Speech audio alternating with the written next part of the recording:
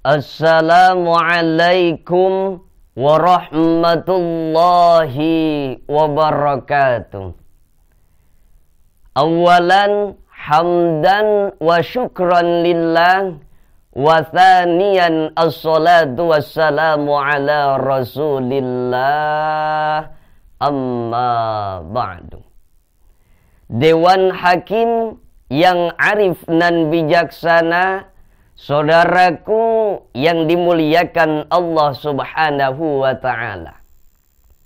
Saudaraku, perlu kita ketahui bahwa negara kesatuan Republik Indonesia ini merupakan negara multikultural terbesar di dunia.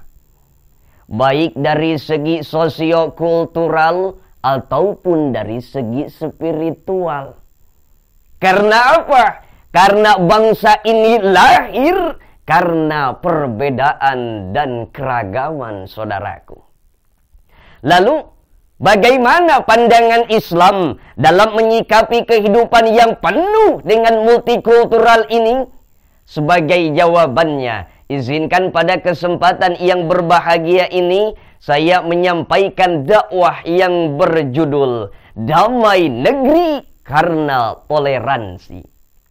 Sebagaimana Allah berfirman dalam surah Al-Hujurat ayat 13 yang berbunyi, Ya ayyuhan nasu inna khalaqnakum min dzakari wa untha wa ja'alnakum syu'uban wa qabaila lita'arafu inna akramakum indallahi atqakum. Saudaraku yang dimuliakan Allah Subhanahu wa ta'ala, kalau kita kaji secara spesifik ayat ini, dari segi ilmu balaghah merupakan kalam khobari yang mengandung misi informasi. Sedangkan menurut Imam Ali As-Sobuni dalam kitab tafsir Sofatut Tafasir jilid 3 halaman 236 dan 237 menjelaskan kalimat li ta'arafu ay liyasulah bainakum ta'aruf wa ta'alluf, agar saling mengenal, menjalin komunikasi dengan harmonis, menyebarkan cinta kasih yang tiada pilih kasih, serta menyamakan rasa sayang yang tiada pandang sayang.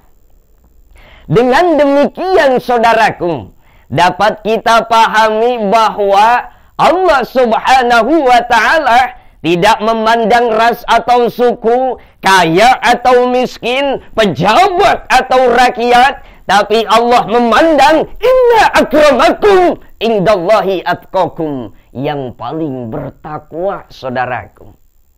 Lalu, bagaimana cara merealisasikan takwa dalam kehidupan berbangsa dan beragama yang penuh dengan multikultural ini? Di antaranya kita harus membumikan toleransi untuk keharmonisan berbangsa dan beragama. Sebab apa? Sebab menurut Asghar Ali Engineer dalam bukunya Islam dan Teologi Pembebasan mengatakan bahwa suatu negara dapat bertahan hidup walaupun di dalamnya terdapat kekufuran. Akan tetapi ketika kehancuran nampak di depan mata, kalau dalam suatu negara terjadi penindasan atau intoleransi, betul?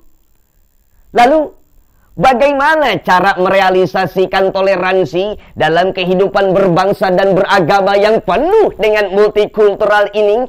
Jawabannya, saudaraku, kita harus menegakkan ukhuwah watoniyah untuk persatuan dan kesatuan di dalam negara tercinta ini. Langkah awalnya, kita harus saling mengenal, saling berkomunikasi, saling sinergi, dan saling melengkapi agar tidak ada dusta di antara kita.